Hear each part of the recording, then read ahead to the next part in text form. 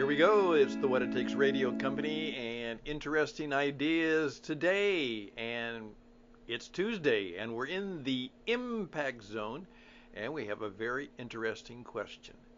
Do you know how to be useful? Let's talk about that. Hi, this is Stan once again. It's Tuesday, and we're back with interesting ideas. And I think Tuesdays we're going to be heading more and more into the impact zone. And then, of course, on Wednesdays we are doing the World Class Jesus Entrepreneur. And on Thursdays we'll be doing the Jesus Broadcaster. Friday we'll be involved in a transformation. And we'll just pick up interesting ideas as we go along. Some of them will be of length. And remember, a length means 12 to 20 minutes. That's about the good time. And then we'll do some shorties, which will be 5 to 7 minutes. And occasionally we will do just exactly what we did this weekend. My friend Steve Lear asked me to do an experiment where we would try and get the new organization that he has put together. Could we actually say in a minute or so what it would be all about? Describe your business in 1 minute, like the Super Bowl people do. Now, the Super Bowl turned out to be, as I told people before, it's just a football game. And it turned out to be a really bad football game, didn't it? Yeah. And then there was a show. Well, the show didn't seem to really show up for a lot of people. I guess their intentions were good, maybe patriotism and that thing. But, people want to be inspired, not just entertained. They want to be inspired. They want to feel good.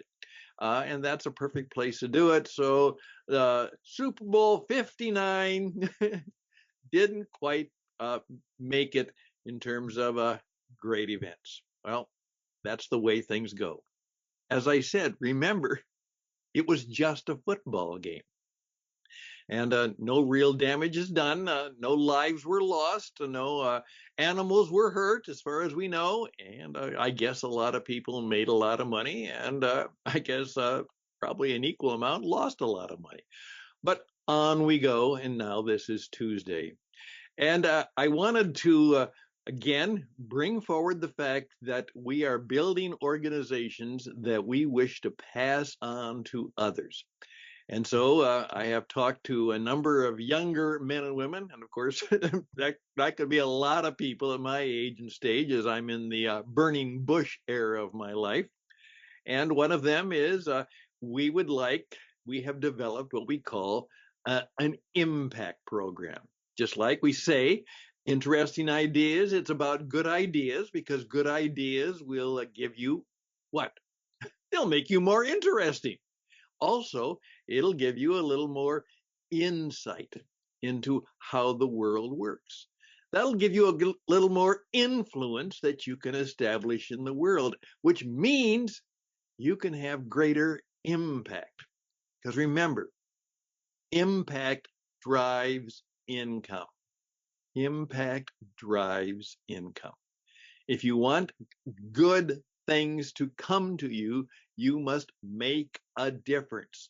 Something has to happen that changed things for people, that they were willing to actually give you money for the impact that came to them.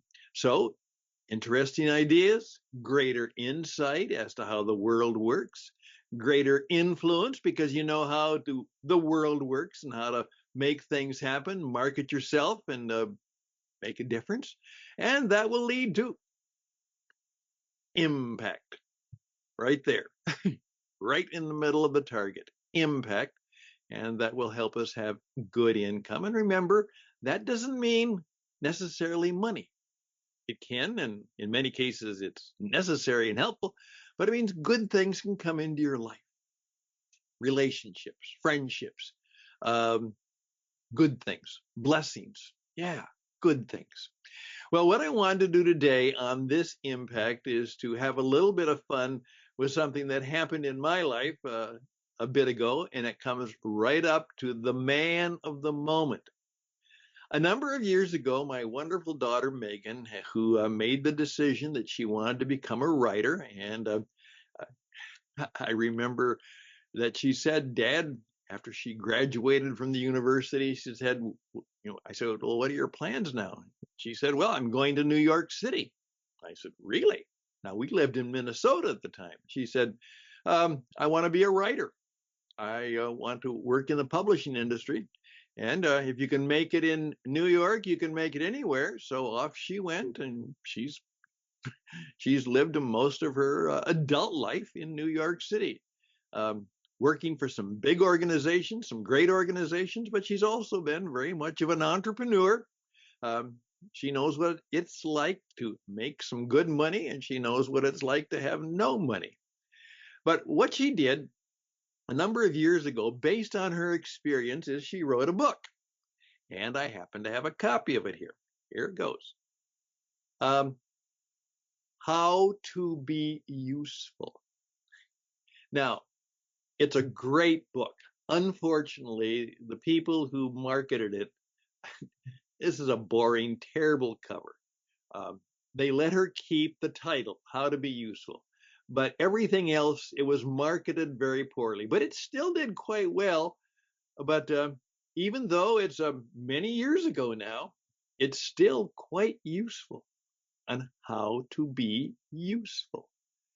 And her whole point was, and this is the key, she said, what I learned was, doesn't matter how cute you are, and she was pretty cute, how clever you are, how wonderful you think you are, how snarky you are, how well dressed you are, and she found this was true, unfortunately, in New York City, the fact that she was a graduate from a school in the Midwest, and it was a state school, that there was snobbishness galore from those people who lived on the East Coast and went to the prestige schools.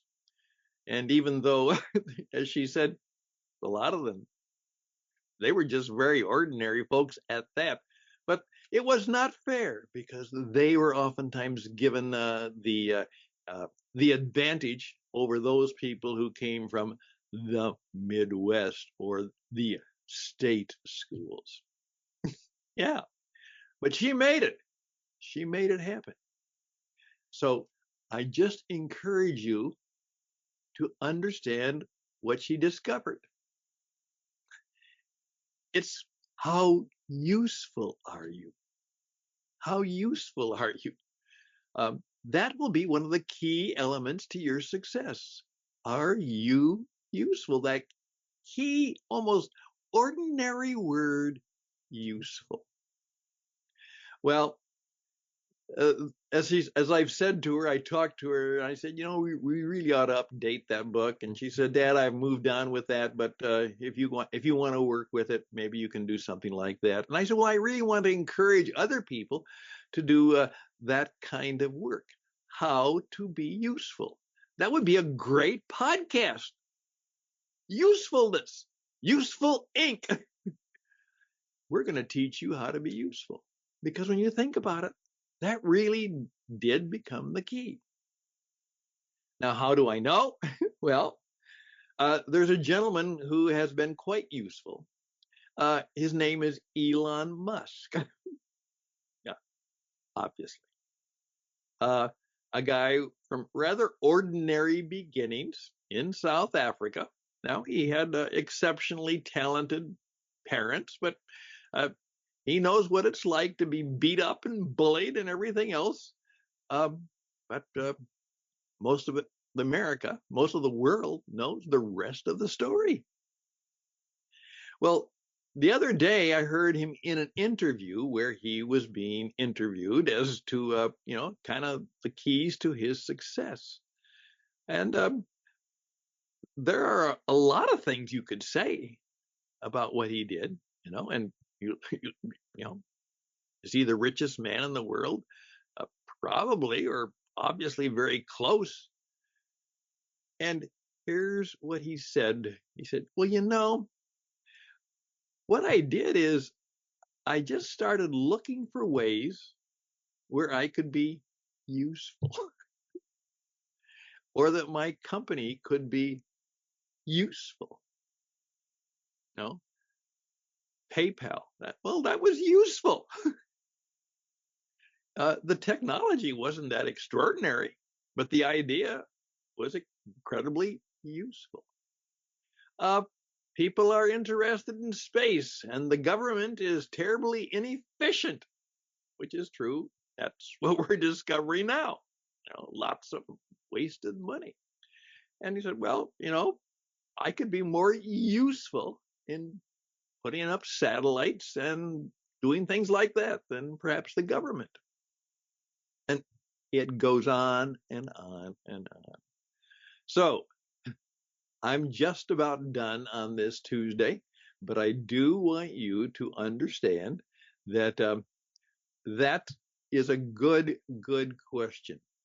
And so perhaps you would like to be a partner in a company called How to Be Useful. And we might do a podcast on it. We might do other things. Maybe we would help people develop useful products. That would be interesting. Simple, useful products. Simple, useful ideas. Now, there is a very fine pie called simplicity, which is here are simple ways to do things that are helpful. How to be useful. Well, that's it for today. Here's what I do know. I do know for sure that the pace of work and communication and the pace of work and communication and productivity and the requirement to be useful is going to grow. Donald Trump works very, very fast and he picks up the pace, and the pace of work is going to be higher and more will be expected. No, you will not be able to work at home. You will not be able to have two jobs. You will have to be high energy. You will have to be fast moving, and you will have to discover a way to be useful to somebody. That's what it will take if we want to make it now. 2025 is the year to not only survive, it is to thrive. And one of the keys to that will be, as I've said, how to be useful, and then make sure you're understanding what does it take to make an impact. Impact drives income. What are you doing? How are you working that you actually just not only make a difference, you're different, but that difference makes an impact. I'm done for today. We'll be trying to make an appearance maybe once every day, maybe less. The wonderful thing about my work is I get to work whenever I want, which is almost all of the time, and so I would be able to help you with one of our many enterprises. So I would be happy to help you. You let me know what are the things that you need in terms of coaching, in terms of marketing, the things we do. We can help you. We can be useful to you. Reach out to me at stanhustad@gmail.com, stanhustad@gmail.com, and let's carry on the conversation. All the best and blessings to you, and bye for now.